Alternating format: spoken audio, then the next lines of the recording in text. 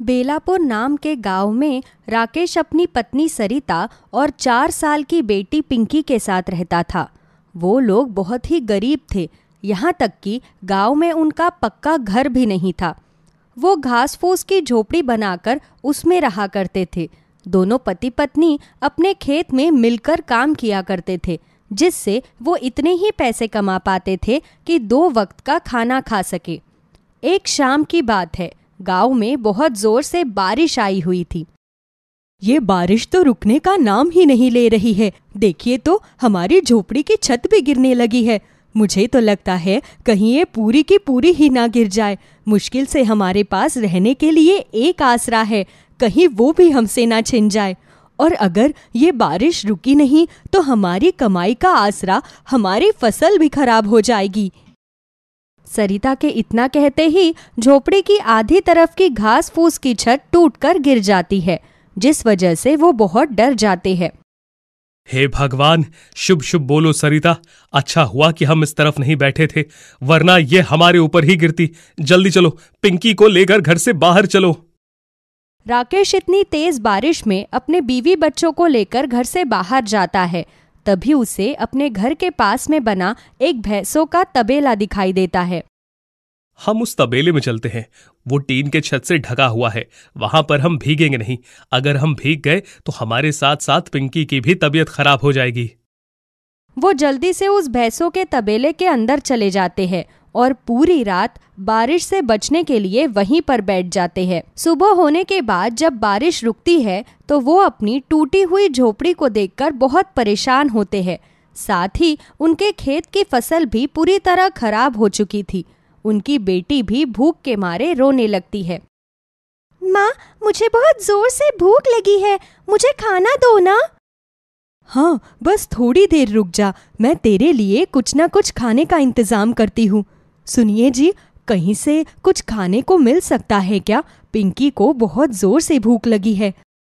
फिलहाल तो हमारे पड़ोसी ही हमारी मदद कर सकते हैं। मैं सुरेश भाई साहब से पूछ कर देखता हूँ। राकेश अपने पड़ोसी सुरेश के घर जाकर देखता है तो उसके घर पर ताला लगा होता है। अरे अब क्या करूं? ना ही खेत में कुछ बचा है, ना ही मेरी जेब में कुछ पैसे हैं। सुरेश भाई साहब भी कहीं बाहर गए हैं। खाना लाऊं तो कहां से लाऊं? एक काम करता हूं, पास वाले बाग में चला जाता हूं, वहां पर कुछ फल लगे होंगे तो उन्हें ही तोड़ कर ले आऊंगा। राकेश अपने पत्नी के पास जाता है। सुनो सुनीता, मैं पास वाले बाग में जा रहा हूं, वहां से मैं कुछ फल तोड़कर ले आऊंगा। तब तक तुम पिंकी को लेकर पेड़ की छांव में बैठी रहो। ठीक है जी। राकेश पास वाले बाग में जाता है। वहां पर बहुत सारे अंगूर के बागान थे। इस बाग का मालिक मुझे कहीं दिखाई नहीं दे रहा। मैं इसके मालिक की इजाजत के बगैर यहां से अंगूर तोड़कर कैसे ले जा सकता हूं? हे इस बाग के मालिक, जल्दी से आ जाओ, वहां मेरी बच्ची भूखी है। रात की बारिश में मेरी झोपड़ी भी टूट गई, रहने का कोई आसार नहीं है। राकेश की बातें वहां पर लगे अंगूर सुन रहे थे। तभी उनमें से एक अंगूर ने कहा, राकेश, तुम्हारे साथ बहुत बुरा हुआ, लेकिन हमारे बागान का कोई मालिक नहीं है, हम जादुई अंगूर है। उस आवाज को सुनकर राकेश अचानक से चौंक जाता है। अरे ये आवाज कहां से आई? कहीं यहाँ की मालकिन ने मुझे चोर तो नहीं समझ लिया? नहीं राकेश, मैंने तुमसे कहा ना, यहाँ का कोई मालिक नहीं है, हम परी लोग के जादुई अंगूर है। फिर से वही आवाज। इस बार उस आवाज को सुनकर राकेश इधर उधर देखता है तो बागान के अंदर से एक अंगूर का गुच्छा चलता हुआ राकेश के पास आता है। अरे ये अंगूर का गुच्छा अपने आप चल कैसे रहा है? कहीं इस बाग के अंदर कोई भूत तो नहीं है? मैं यहां से जा रहा हूं। अरे तुम मुझसे डरो मत, मैंने तुमसे कहा ना कि हम जादुई अंगूर है और हम चल फिर भी सकते हैं, तुमसे बात भी कर सकते हैं, यहाँ तक कि तुम्हारे परेशानियों को हल करने में तुम्हारी मदद भी कर सकते हैं। लेकिन भला वो कैसे? अपनी जादुई शक्तियों का इस्तेमाल करके, जैसे कि अभी तुमने बताया कि बारिश की वजह से तुम्हारी झोपड़ी टूट गई है और तुम्हारे घर पर कुछ खाने को भी नहीं है, तो मैं तुम्हें अपने जादू से जादुई सोने के अंगूर देती हूँ। तुम उन्हें गांव के सोनार के पास जाकर बेच देना, तो उसके बदले तुम्हें अच्छे पैसे मिल जाएंगे। जादुई अंगूर अपने आंखों को बंद करके अपने हाथों को हवा में घुमाता है। तभी राकेश के हाथों में सोने के अंगूर का गुच्छा आ जाता है। अरे वाह, ये तो सचमुच सोने के अंगूर हैं। तुम्हारा बहुत बहुत धन्यवाद जादुई अंगूर।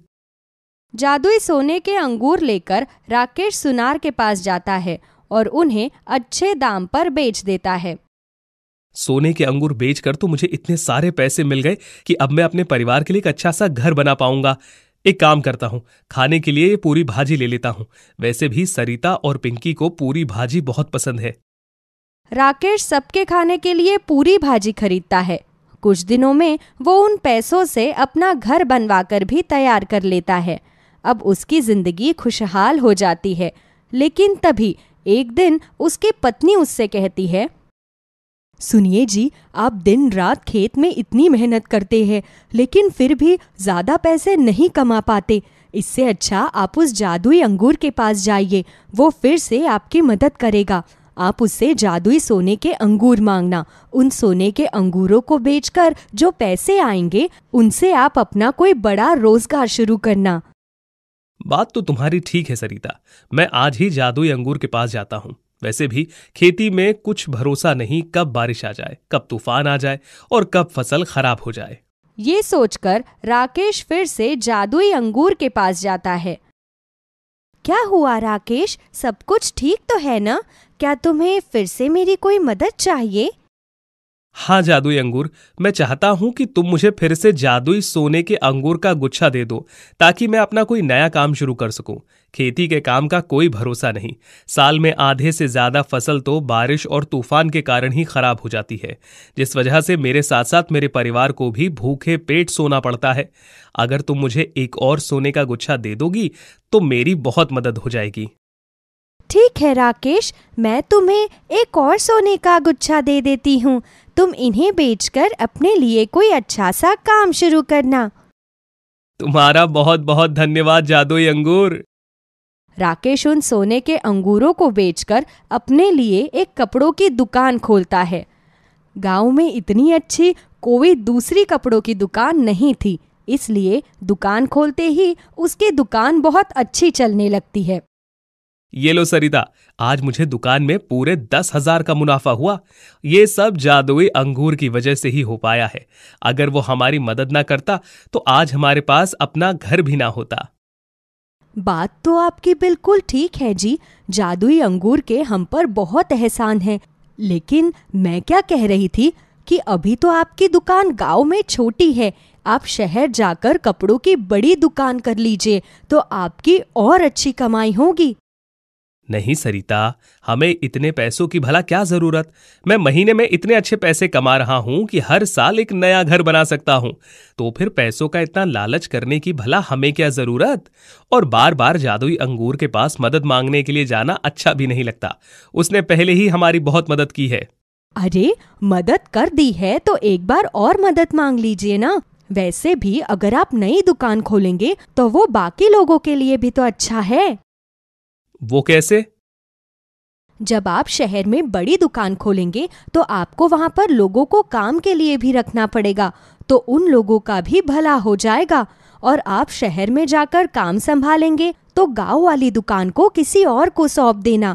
उसे हर महीने दुकान संभालने के लिए पगार देते रहना, तो गांव के लोगों को भी रोजगार मिल जाएगा। तुम ठीक कहती हो सरिता, मैं आज फिर से जादुई अंगूर के पास जाता हूं। राकेश फिर से जादुई अंगूर के पास जाता है। अरे राकेश, तुम यहाँ? क्या तुम्हें फिर से मेरी कोई मदद चाहिए? तुम्हारी दुकान ठीक तो चल रही है ना? हाँ जादुई अंगूर, मेरी दुकान बिल्कुल ठीक चल रही है, लेकिन मेरी पत्नी चाहती है कि मैं शहर जाकर कपड़ों की एक बड़ी दुकान करूं, जिससे मैं और लोगों को भी रोजगार दे सकूं। जादुई अंगूर को राकेश की ये बात थोड़ी अजीब सी लगती है। वो समझ जाता है कि इसकी पत्नी के मन में अंधे पैसों का लालच आ गया है, लेकिन फिर भी वो एक बार फिर से राकेश की मदद कर देता है। ठीक है राकेश, ये लो एक और जादुई सोने के अंगूर का गुच्छा। तुम इसे बेचकर शहर में अपनी बड़ी दुकान खोल लो। लेकिन एक बात हमेशा याद रखना, दूसरों के साथ हमेशा अच्छा बर्ताव करना, कभी उनका हक मत मारना, वरना तुम अपना सब कुछ खो दोगे। जादुई सोने के अंगूर के गुच्छे को बेचकर राकेश ने शहर में अपनी बड़ी कपड़ों की दुकान खोल ली। उसकी गांव वाली दुकान का हिसाब किताब सरिता देखने लगी। उसने काम करने के लिए अपने साथ गांव की ही एक औरत को काम पर रख लिया। वो बड़ी ही ईमानदारी से अपना काम करती, लेकिन जैसे ही उसकी पगार देने का समय आया, सरिता दीदी, मेरी पगार का समय हो गया है, हमें पगार दे दीजिए। हाँ, ये लो तुम्हारी पगार के पैसे। लेकिन ये तो सिर्फ 5,000 रुपए है, आपने तो मुझे 8,000 रुपए पगार देने को कहा था। हाँ कहा था, लेकिन तुम इतना अच्छा काम भी नहीं करती, तुम इतने पैसों की ही लायक हो, इसलिए इतने ही पैसे रखो। ये आप बहुत गलत कर रही है सरिता दीदी, आप मुझे मेरे पैसे दे दीजिए, मुझे इन पैसों से अपना घर चलाना है। देखो, पैसे तो तुम्हें इतने ही मिलेंगे, अगर रखना है तो रखो, वरना जाओ यहाँ से। जादुई सोने के अंगूर बेचकर इतना पैसा कमाकर भी सरिता दूसरे लोगों का हक मारने लगती है, जो बात जादुई अंगूर को बिल्कुल भी पसंद नहीं आती। इसलिए सरिता के व्यवहार की वजह से वो उनसे अपना दिया हुआ सब कुछ छीन लेता है और वो लोग फिर से उसी तरह गरीब हो जाते हैं। रतन रात के समय अपनी साइकिल लेकर अपने घर की ओर बढ़ रहा था। तभी उसे रास्ते में एक बूढ़ी औरत नजर आती है, जो एकदम बेसुध पड़ी हुई थी। वे बार बार पानी पानी कह रही थी। आसपास से गुजरने वाले सभी लोग उसे नजरअंदाज करके चले जा रहे थे, क्योंकि वे बूढ़ी औरत देखने में काफी बदसूरत और बुरी नजर आ रही थी। उसके पूरे शरीर पर मोटे मोटे दाने थे। लेकिन रतन बड़ा ही दयालु था। वे अपनी साइकिल रोककर उस औरत को पानी पिलाता है और कहता है, अरे अम्मा, क्या हुआ आपके साथ? किसने की आपकी ये हालत? बोलिए अम्मा, क्या हुआ? आपको मैं अस्पताल लेकर चलता हूँ। नहीं बेटा, मुझे कहीं नहीं जाना, बस मैं तुम्हें कुछ देना चाहती हूँ। आप मुझे क्या देना चाहती हैं अम्मा? आप तो मुझे जानती भी नहीं हैं। मैं अच्छे से जानती हूँ कि मैं अपनी सबसे कीमती चीज एक सही और अच्छे इंसान को दे रही हूँ। बस तुम वादा करो कि जब तुम्हें इसकी सच्चाई पता चलेगी तो तुम कभी भी अपने जीवन में इसका गलत उपयोग नहीं करोगे। हमेशा सच और ईमानदारी के रास्ते पर चलोगे। वो सब तो ठीक है, लेकिन आप पहले अस्पताल चलो। आपकी हालत देखकर मुझे ऐसा लग रहा है कि कहीं ज्यादा देरी हो गई तो कुछ भी हो सकता है आपके साथ। तुम मेरी चिंता बिल्कुल मत करो बेटा। यह मेरे हाथ में मिर्च है, इस मिर्च को हमेशा संभाल कर रखना। जैसे ही वे मिर्च रतन को देती है, वह बूढ़ी औरत तुरंत गायब हो जाती है। रतन ये सब देखकर बहुत हैरान था। उसे कुछ समझ नहीं आ रहा था कि अचानक वे औरत गायब कैसे हुई। रतन तुरंत वहां से भागता है और अपने घर आ जाता है। उसे ऐसे देर से आता देख उसकी पत्नी रीमा उससे कहती है, ये कौन सा समय है घर आने का? कहाँ फंस गए थे आप, जो आपको इतना टाइम लग गया? कुछ नहीं रीमा, बस मुझे मेरे पुराने दोस्त मिल गए थे, इसलिए उनसे बातचीत में थोड़ा सा समय लग गया। तुम जल्दी से मेरे लिए खाना लगा दो, मैं बहुत थक गया हूँ। मुझे बस आराम से सोना है। इतनी रात को आपको आपके दोस्त मिल गए? अरे एक बार मेरे बारे में भी सोच लिया होता कि मैं आपका इंतजार कर रही होंगी। रात के करीबन 11 बज रहे हैं। हद होती है किसी भी चीज की। अरे मेरी भाग्यवान, अब माफ भी कर दो। रोज रोज थोड़ी ना लेट आता हूँ। आज फंस गया था, बाकी तुम चिंता मत करो। अब मैं कल से समय पर ही आऊंगा। चलो अब अंदर चलो और मुंह हाथ धोकर खाना खा लो। रतन उस मिर्च को लेकर एक गमले में रख देता है। रात भर रतन को नींद नहीं आती। वह बेहद परेशान था कि आखिर वह सब क्या था। ऐसे ही अगली सुबह रतन के घर पर गांव का लाला अपने कर्जा मांगने के लिए रतन के घर आता है। अरे रतन, ये 2 लाख की रकम पूरी करने में तुझे कितना समय लगेगा? देखते देखते साल भर निकल गया, लेकिन अभी तूने 50,000 भी वापस नहीं किए। माफ करना लाला जी, लेकिन क्या करूं, मेरी आमदनी नहीं है इतनी कि मैं जल्दी जल्दी आपके सारे पैसे वापस कर दूं। जब से कर्जा लिया है तब से मैं रात को ठीक से सो भी नहीं पाता हूँ। आप चिंता मत करो, जल्दी आपके सारे पैसे आपको वापस कर दूंगा। फिलहाल के लिए मुझे माफ कर दीजिए। अरे अब तेरे घर आ गया हूँ तो खाली हाथ भेजेगा क्या मुझे? कुछ तो दे ही दे। लाला जी, फिलहाल के लिए तो मेरे पास 10,000 हैं। अगर आप वो 10,000 लेने को तैयार हैं तो मैं आपको दे देता हूँ।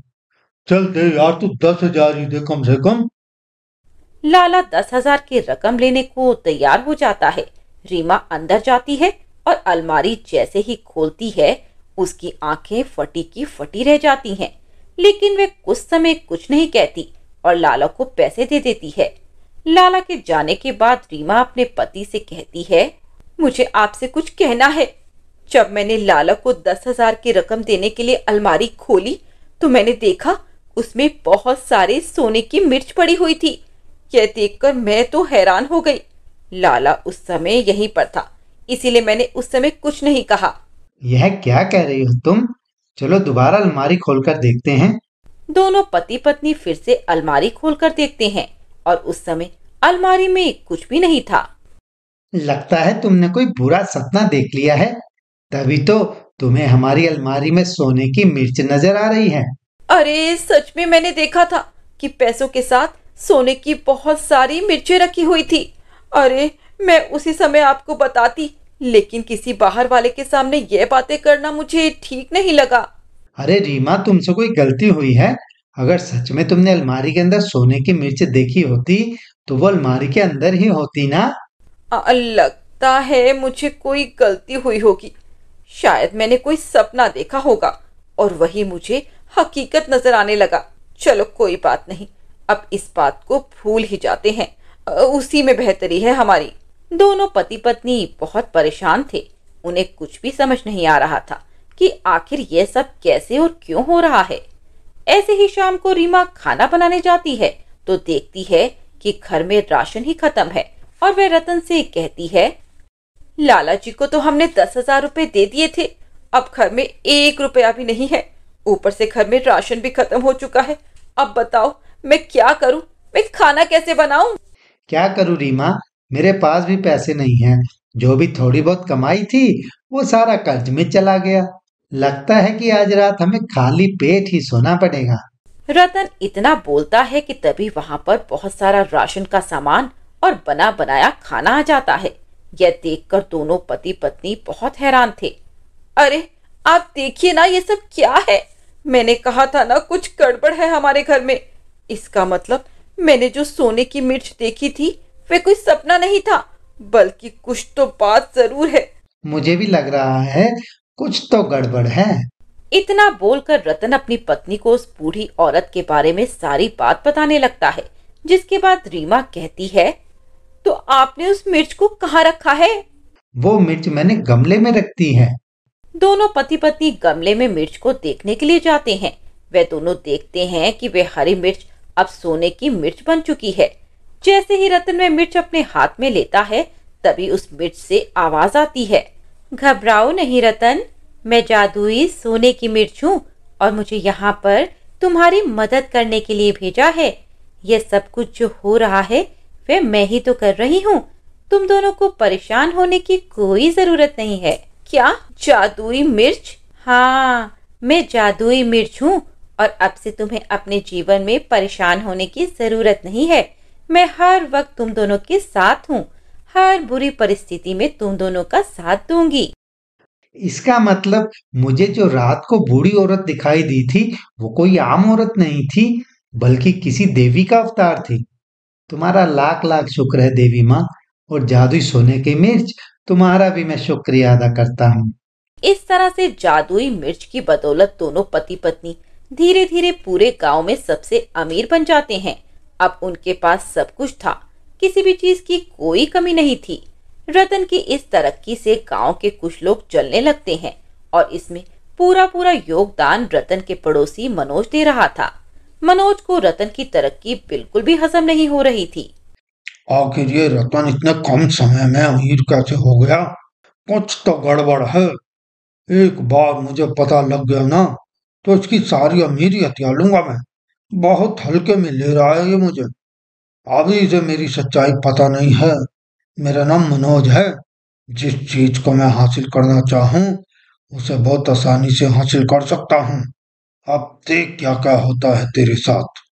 मनोज अब रतन के घर के आसपास चक्कर लगाना शुरू कर देता है।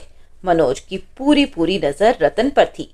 वह जानना चाहता था कि आखिर ऐसा कौन सा खजाना है जो रतन के हाथ लग गया।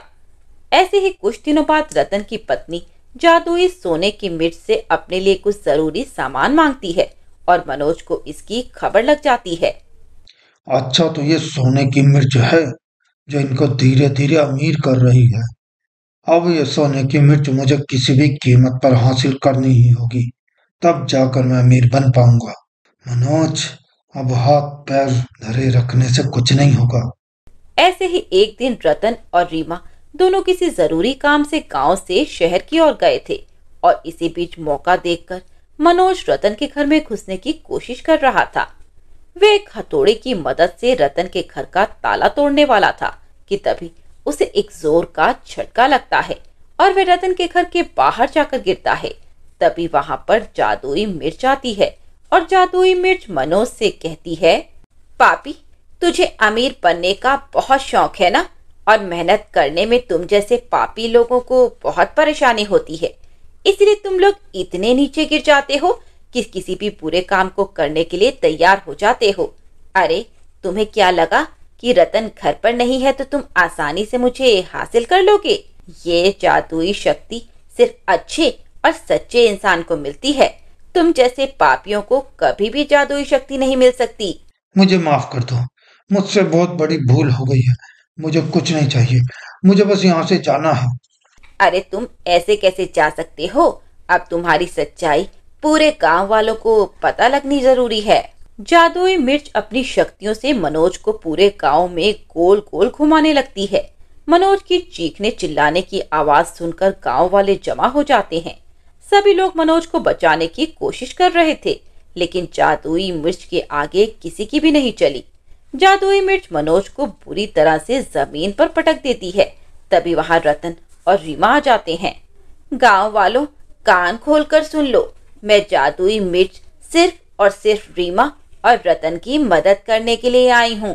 अगर किसी ने भी रतन और रीमा को परेशान करने की कोशिश की या किसी भी तरह का नुकसान पहुंचाने का सोचा तो मुझसे बुरा कोई नहीं होगा। मनोज ने जो किया उसे उसकी सजा मिल चुकी है। जादुई मिर्च के खौफ से पूरे गांव वाले डर जाते हैं। अब किसी में भी इतनी हिम्मत नहीं थी कि वे रतन के घर में जाकर चोरी करे।